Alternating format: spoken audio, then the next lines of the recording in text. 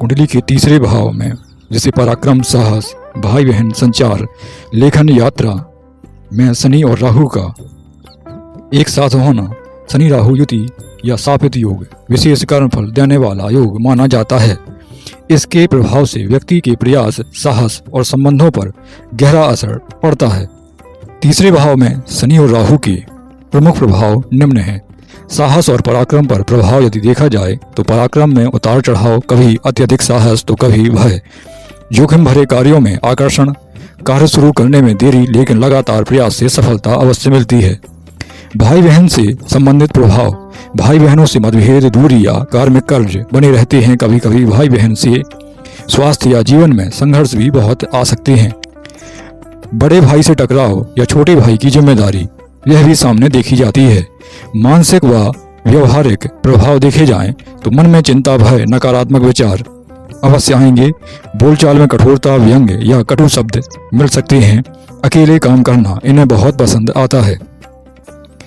Career व कार्य क्षेत्र पर प्रभाव देखा जाए तो पत्रकारिता, तकनीकी, मैकेनिकल, लोहे, खनन, सुरक्षा और गुप्त कार्यों की योग अवश्य बनते हैं। मेहनत से धीरे धीरे उन्नति होती है। विदेश या दूरस्थ स्थानों से कार्यों की योग बनते दिखाई देते हैं। लेखन, संचार व यात्रा की यदि बात की जाए तो लेखन में तीखापन व रहस्यात्मकता दिखाई देती है।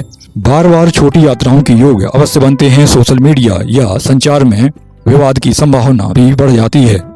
स्वास्थ्य संबंधी प्रभाव यदि देखे जाएं तो हाथ, कंधे, नसों, त्वचा या फेफड़ों से संबंधित परेशानी संभव है। मानसिक थकान व अनिद्रा की योग बनते दिखाई देते हैं। सकारात्मक परिणाम यदि देखे जाएं, अर्थात यदि यह योग शुभ है, तब असाधारण रणनीतिक क्षमता दिखाई देगी। व्यक्ति में कठिन परिस्थितियों में जीत संभव है। गुप्त ज्ञान, शोध, तकनीकी कार्यों में सफलता, संघर्ष के बाद नाम व पहचान अवश्य प्राप्त करता है व्यक्ति। अगर यह योग शुभ कार्य नहीं कर रहा, अर्थात अशुभ परिणाम देने में लगा है, तब प्रयास के बाद भी फल बहुत देर में मिलते हैं। भाई बहनों से स्थायी विवाद संभव है। झूठे आरोप, कानूनी झंझट में आप फंस सकते हैं। डर, अस्थिरता और आत्मविश्वास की कमी दिखाई देगी। समस्त उपायों पर यदि ध्यान दिया जाए जो बहुत प्रभावी हैं, तो आध्यात्मिक उपाय यह है कि शनिवार को पीपल के वृक्ष की पूजा करें। शनिवार को शनि के मंत्रों का यथासंभव संकल्प के माध्यम से जप करें तो उचित रहेगा। राहु के मंत्रों का भी संकल्प के माध्यम से जप करना आपके लिए लाभदायक रहेगा। हनुमान चालीसा मंगल और शनिवार को विशेष रूप से करना चाहिए। दुर्गा सप्तशती या काल भैरव का पूजन करना आपके लिए उचित रहने वाला है। दान व सेवा के उपाय यदि देखे जाएं तो शनिवार को काले तिल, सरसों का तेल, लोहे का दान करना आपके लिए लाभदायक रहेगा।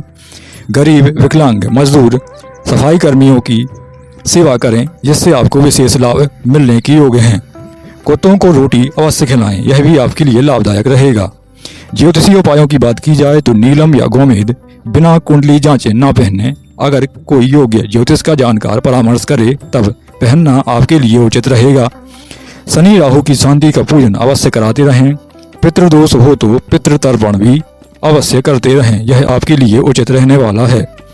व्यवहारिक उपायों की बात की जाए तो भाई बहनों से संबंध अवश्य सुधारें। कटु वाणी से बचें। जोखिम भरे निर्णय व सोच समझ करके लें तो उचित रहेगा। नियमित योग और प्राणायाम का अभ्यास करें, यह आपके लिए विशेष लाभकारी है।